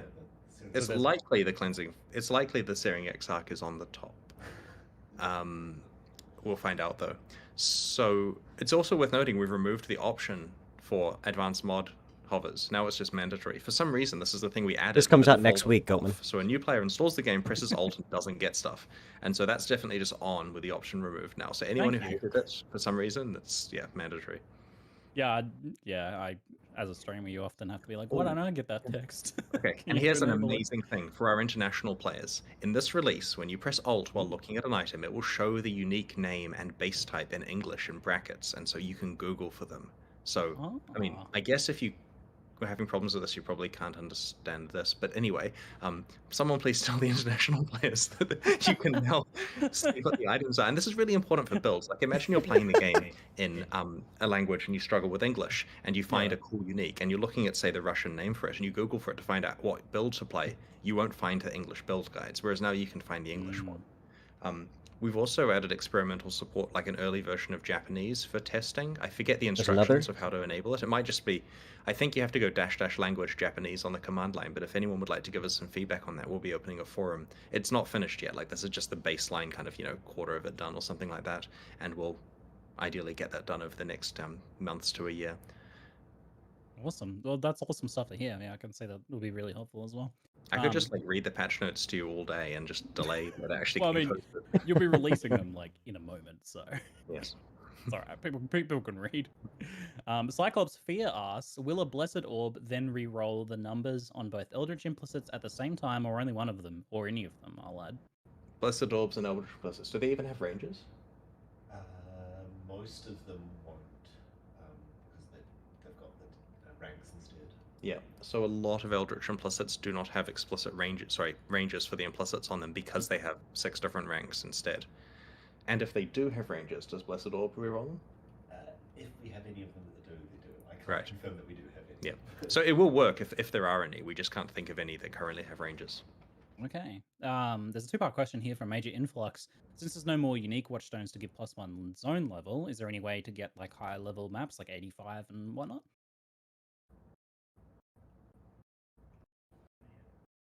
Unique watchstones would add to the map level before, like to increase the area level of the area. Are there any ways to do that now?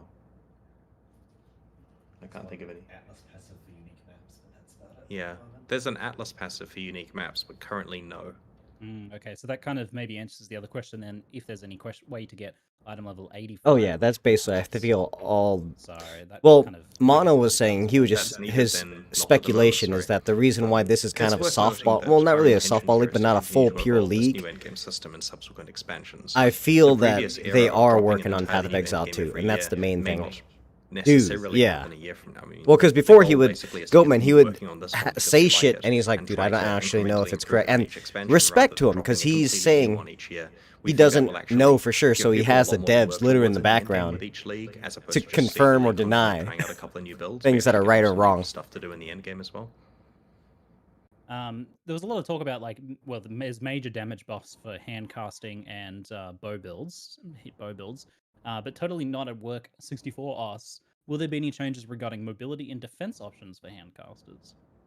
We did a massive defense buff in one of the recent expansions, and as you'll notice, we didn't nerf any of that. So, well, I don't know, maybe we did, but I don't think we nerfed any of that. And so, no, the answer is we don't have any improvements in this expansion beyond the ones that we listed in the manifesto. I mean, the full patch notes are coming out very soon, so there may be bits and pieces that I'm unaware of, but yeah, you've heard the majority of that stuff that affects that. All Yeah, because this is the Shade game Finale director, asks, is I elevated think? Nemesis also removed from the game? You said only awakened Nemesis specifically in the video. I don't actually know what that means. Oh, I'm sure he's rock hard. Referring to Sextants, maybe? Sorry, you said awakened Nemesis? An elevated Nemesis? This is elevated Nemesis. Nem 4? Chat's typing? What does that mean? Am I missing something? The elevated Sextant does not give that mod anymore. Ah, I'm glad, okay, they're like, talking about someone Sextant understands mods. this. Okay. Oh, by the way, Alright. Pie by Pie asks, does quest got tracking help guide us through the some new Atlas and animateds bosses? now. I believe it will do, right? New Atlas quests. They have a quest tracker. My personal favorite right now. Yep. Yep. Mono knows. I think we're getting the wrap things up signal, so I'll ask a big question is reports on hard mode. It was said to be happening early to mid this league, right? Is that Yep. still the case? We really expect hard mode to be in some form of early testing before the next live stream. Or we'll be releasing it at the next league, right? I'm going to make sure that one of these two happens. So the full pick. And people, like, there's face palming going on. Because it's a lot of work, right, to finish it. It's been taking a while. Hard mode! So the overpromises by me are not appreciated, but yeah, I think it's quite doable. It'll just be, some weekends for me to get that sorted out. All right. And kind of a follow up to some stuff that was started earlier as well. Is there any more like act reworks planned? So there's a bunch of work that happened in Act 2 in this expansion, I believe. Oh, wow. But it's not as extensive as the Act 1 stuff that we did before. Can you clarify? That is correct. Just again, a resourcing issue. Yeah, resourcing basically is that us revamping the earlier acts is like the last thing on the list of things we want to get. I mean, we want to get to it, but it gets pushed out each time relatively easily. So, yeah, we'll keep working on that as we can do. All right, and also people also just want to know if there's any like POE mobile or POE 2 news as well that they Oh, can nice. keep an eye out for. They are both coming along really well. We decided not to include any content in this particular live stream, both because it was already very featureful and because we'd honestly rather get more stuff to show you guys. And there's still a way on both projects, right? Like, they're not being released this year. Very likely. I mean, our internal target that we're looking at is tentatively the end of next year, right? So that's could change, but that's what we're looking at. And so I would expect a good year of clear like hype marketing for those as we get closer to them. And that Did you year just say is quite end of- sudden. So we may do an update in the interim. It really depends. And I kind of feel it's one of those things where we don't want to just drip feed tiny little bits and pieces, because if we like it's PoE2 stuff and then we show you a small thing, people will say, is that literally all you've done in the last year? And it gives the wrong impression. So End of the I year? would rather actually Is have that what he something said? impactful to show. And making a PoE2 Oh, did you sub, trailer bro? takes a lot Appreciate of it, goat. work. So we're kind of looking forward to a big hype kind of reveal again. Like remind people like, oh yeah, this is what you were excited for back at ExileCon. Don't expect PoE2 at the next live stream necessarily, right? Like it's but at some stage you will get an update and it will be worth it. And in the meantime, we want to make meaningful Path of Exile expansions, and there'll be plenty to do in this one. In fact, Twitch chat was saying, "Is this PoE2?" Should be called PoE2 from some of the stuff we announced. So I appreciated that. Well, we've certainly been getting a lot of PoE2 stuff that was teased, and now we're going to begin game rework, so super exciting. Look, there was a ton more questions, folks. I thank you all for asking them. I tried to get through as many as I could, but we are holding up the patch notes. So thank you very much for your time. Oh yeah, they can't release Chris. patch We're notes gonna, while we're welcome. still live. And you Thanks can very go much for get the those help. patch notes out. Press the button, please. Yeah, Right, very enjoy true. the league, everyone. Thank you very much. Thanks. See you later. And there we go, guys. What do you guys think? That was it. I'm not gonna lie.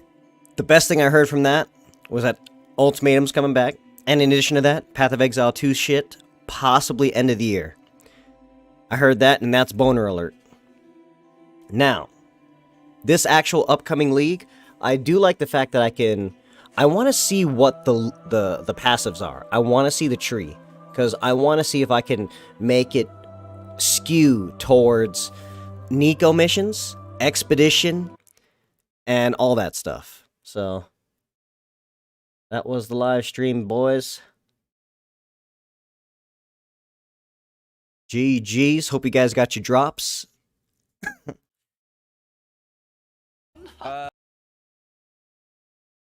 There we go. So, like, fucking Dick Hydra. Alright then, guys. And I feel that was a pretty solid event. Feels good. What else? It's a hand, huh? Is it? The fingers. You sure about that? Right, Goatman can explain.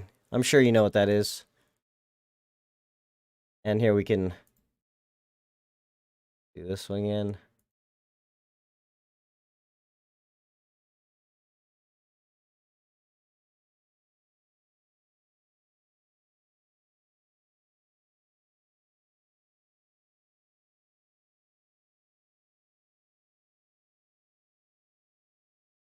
Bring it down again. But yeah. 7 days, 22 hours, 22 minutes. February 4th.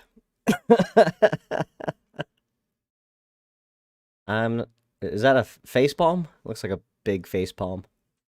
I'm assuming. Okay. A bag of egg birds. Very much so. But yeah, guys, I mean, Siege of the Atlas, it's coming. A little more than 8 days. And these are the new supporter packs.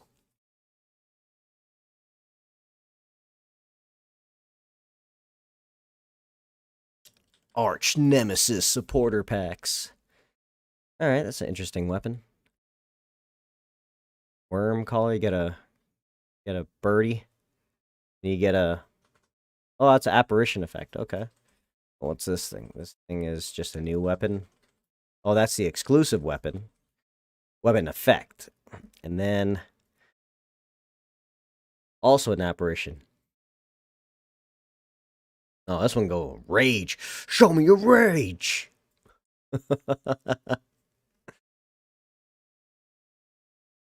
And then to the core supporter packs. Pretty crazy. Oh yeah, the other ones, expedition ones, are gone. That's right. Unique ones. Alright. Yeah, guys, what'd you guys think of that?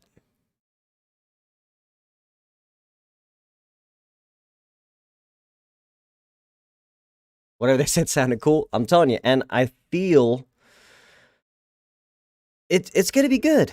My thoughts. I feel it's gonna be good. The biggest thing is that for me, every time I made it to the end, that last scene, I always thought to myself, I'm done. Because once I got to maps, there was nothing to do. Now, it's a linear progression, and you can see exactly what it is and where you want to go. Alright, guys.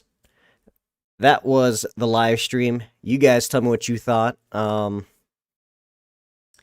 If I feel up to it again, I might stream a little more Days Gone in a little bit. But just kind of give me some time, so about like 30 or 40 minutes. If I'm feeling up to streaming again, I'll stream again on YouTube too, boys. So, you already know, YouTube too. Hopefully you enjoy your wings. And if you want to see me fuck up, yeah, here's a nice little fuck up right there that I did in Days Gone recently. So thank you guys very much for watching, and hope you guys enjoyed the live stream. And like I said, if you guys are still around, check out YouTube too. I'll see you guys there. Oh yeah, you remember that too, right? Yeah, buddy. And there's always more. Yeah, man, the bridges are tough, okay? Those are some tough enemies on the bridge. Oh, damn, I got harried!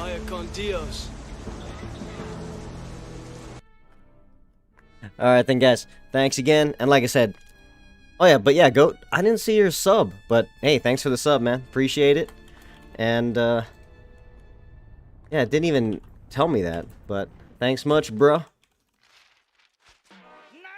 It was in your best interest to assist me. I suppose I should thank you. And if anything, I'll see you guys on YouTube too again later on. We'll be gaming some Days Gone. I know, that's the best, isn't it? You gotta admit. That's fucking awesome. Fucking awesome alone right there. Look at that little guy just fucking ba ba ba ba ba ba ba ba ba ba. And now whenever I die, you can do the spin. Ain't that good? Alright, guys. I'll see you maybe in about 30 or 40 minutes. Maybe sooner. We'll see.